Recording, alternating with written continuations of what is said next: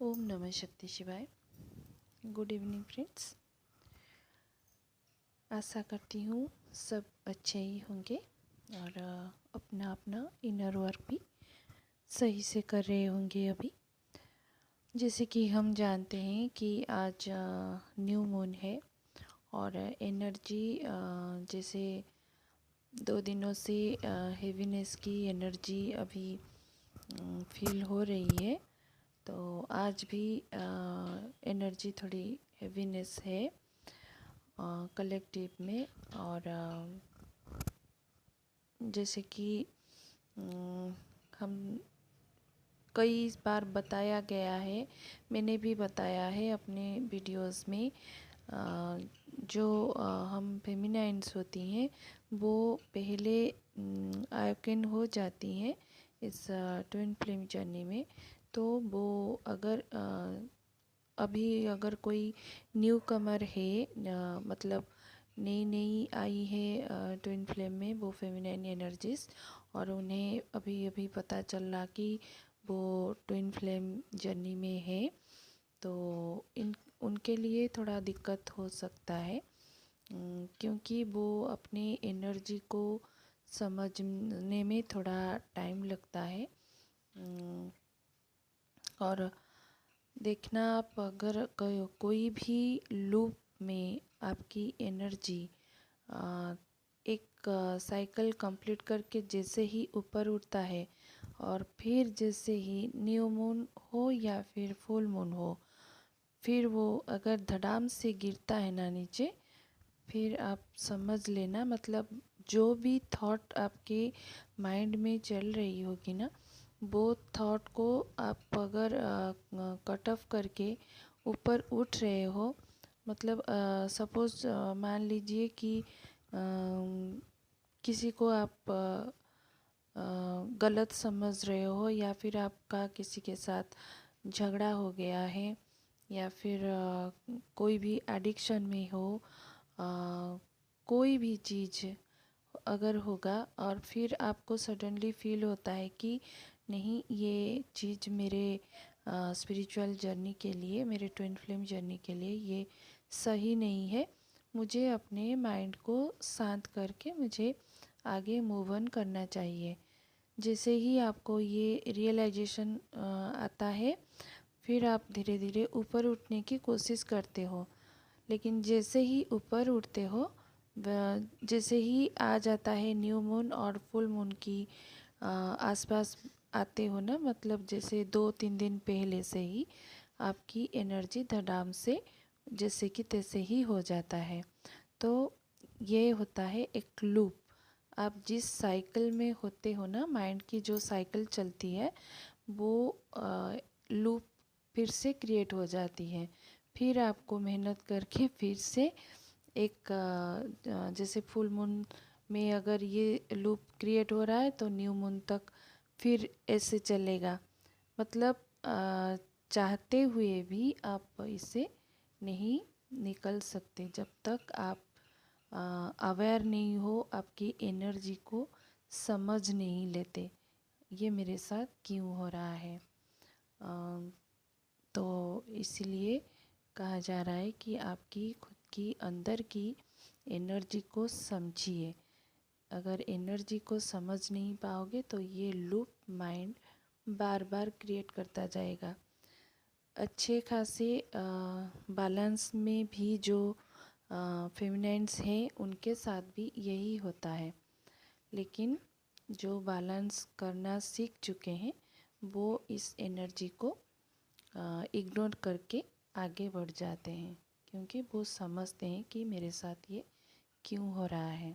उसे ज़्यादा भाव नहीं देते इसी एनर्जीज़ को, इस एनर्जी को लेट गो करके आगे बढ़ जाना है। और अभी बहुत सारे फेमिनाइन्स के साथ भी ऐसे हो सकता है कि आपके अंदर अगर कोई एंगर है, फियर है, या फिर जेलस है, कोई भी रीज़न हो सकता है। आपके डीएम के थर्ड पार्टी हो सकते हैं, या फिर आपके फैमिली मेंबर के साथ भी हो सकता है, कोई लूप फिर से क्रिएट हो सकता है आपको पीछे खींचने के लिए। लेकिन आपको माइंड के मैनिपुलेशन में नहीं आना है, आगे बढ़ते जाना है। आपको ही मुक्त होना है ये सब से। अगर आप खुद को मुक्त नहीं करोगे तो आपके डीएम भी इस सब से आपके अपने अपने जो कर्मा है, कर्म के बंधन है, वो भी बंध के ही रह जाएंगे। आपको ही इनिशिएट करना है, आपको ही स्टेप लेना है। एनर्जेटिकली आपको हर चीज़ से मुक्त हो जाना है। आपको अपने मन को मुक्त कर देना है, मन के मैनिपुलेशन में नहीं आना है, क्योंकि मन ही आपको इस मैट्रिक्स में फंसा के रख देता है। जब ये आप समझ जाओगे तो मन के मैनिपुलेशन में नहीं आओगे, क्योंकि मन ही भटकता है। अपने हमारे जो 5 इंद्रियां हैं, वो ये ही इंद्रियां ही हमारे मन को भटकाने के लिए कोशिश करता रहता है। जब तक हम इस इंद्रिया पे कंट्रोल ला देते हैं ना, तो मन फिर शांत हो जाता है।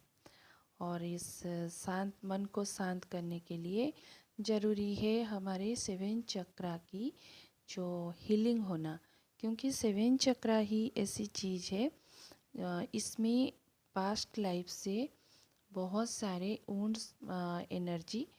वुंडेड एनर्जी पड़ी होती है, जिसे हमें बाहर निकालना है सारी एनर्जीज़ को। और अपने एंगर पे, फियर पे, जेलस पे, ये सारे चीज़ों पे कंट्रोल लाना है। अपने अंदर बुद्धत्व का क्रिएट करना है, मतलब इनर सेल्फ में साइलेंस मेंटेन करना है।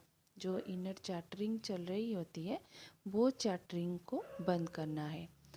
कभी कभी ये भी होता है कि हम जितने कोशिश भी कर ले, लेकिन ये नहीं हो पाता। इसके लिए भी डिवाइन टाइमिंग भी सपोर्ट करनी ज़रूरी होती है। इसके लिए बस हमें डिवाइन के पास सरेंडर करके रखना है, प्रेयर करनी है कि डिवाइन सुन ले और ये जो इनर चैटरिंग है वो जल्दी से जल्दी शांत हो, ताकि आप कॉन्शियस लेवल में जल्दी से जल्दी खुद को ला सके। फिर भी तब तक आपको अपना कोशिश नहीं छोड़ना है। अपने अंदर जो बुद्धत्व है वो मेंटेन करना है। और अभी ये जो न्यू मून की एनर्जी अभी 3-4 दिन तक ऐसे ही रहेगा। हेवीनेस है, लेकिन नहीं, अभी नेगेटिविटी कोई नहीं है। और जैसे कि रीयूनियन की एनर्जी कलेक्टिव में अभी बहुत है, तो हो सकता है अभी आज आपका मिनी रीयूनियन या फिर रीयूनियन अभी होने वाला है, या फिर आज ही आपके डीएम के साथ भी बात हुआ होगा, या फिर आगे हो सकता है। मतलब अभी बहुत अच्छी एनर्जीज आने वाली है। और अगर आप 7 चक्रा की हीलिंग में अपने आप को पॉजिटिव अफर्मेशंस भी देते रहिए, क्योंकि जितनी पॉजिटिविटी में आप खुद को रखोगे, अपनी चक्रा को जितने क्लीन रखोगे, तो उतना ही इफ़ेक्ट आपके डीएम पे भी आएगा। और सडनली रियूनियन के पहले आपको एनर्जी ऐसी फीलिंग आ सकती है कि आपको आपका माइंड ना आपको मैनिपुलेट कर सकता है, आपके डीएम के खिलाफ आपको एकदम कर सकता है। मतलब आपके डीएम को गलत करके आपको ऐसा कुछ एनर्जेटिकली दिखा सकता है। मतलब कोई जैसे इल्यूज़न क्रिएट हो सकता है। तो इस पे मत जाइएगा, क्योंकि ये सब एक इल्यूज़न ही है जो आपको अभी सच्चाई जैसा दिखेगा, लेकिन ये सच नहीं है, बस एक इल्यूज़न है। और कोई थर्ड पार्टी नहीं होता, ये सब माइंड की क्रिएशंस होती है। तो माइंड की नहीं सुनना है। सबकॉन्शियस माइंड में जो भी कचरा भरा पड़ा है उसको निकाल दीजिए और हीलिंग कीजिए। अभी जितनी हो सके खुद को शांत रखिए, एनर्जेटिकली क्लीन रखिए। और आज तो मुझे एनर्जी बहुत अच्छी दिखी, बहुत अच्छी पॉजिटिव एनर्जी है। और अगर ये टाइम अमावस्या जैसे है, आप ये टाइम गाय को फीड करा सकते हैं, चिड़िया को भी खाना दे सकते हैं। अगर कोई नीडी पीपल नहीं आ रहा है आपके पास, या फिर आप नहीं जा पा रहे हो, तो ये गाय, बिल्ली, कुत्ता, इन्हें भी आप फीड करा सकते हैं। और हो सके तो मंदिर में थोड़ा बहुत छोटा सा ही सही कुछ ना कुछ डोनेट कीजिएगा, तो इससे भी आपकी एनर्जी शांत होती है और आपकी हीलिंग भी हो जाती है इससे। बस इसे करते रहिए और अपने आप को हमेशा कामनेस में रखिए। किसी भी जो गॉसिपिंग होती है, उस गॉसिपिंग का पार्ट मत बनाइए खुद को। बस किसी के खिलाफ कुछ नहीं करना, बस शांत रखिए खुद को, शांत ही रहना है। और हो सके तो ऐसे कोई वाटर बॉडीज़ जैसे कोई नदी या फिर सी बीच, जैसे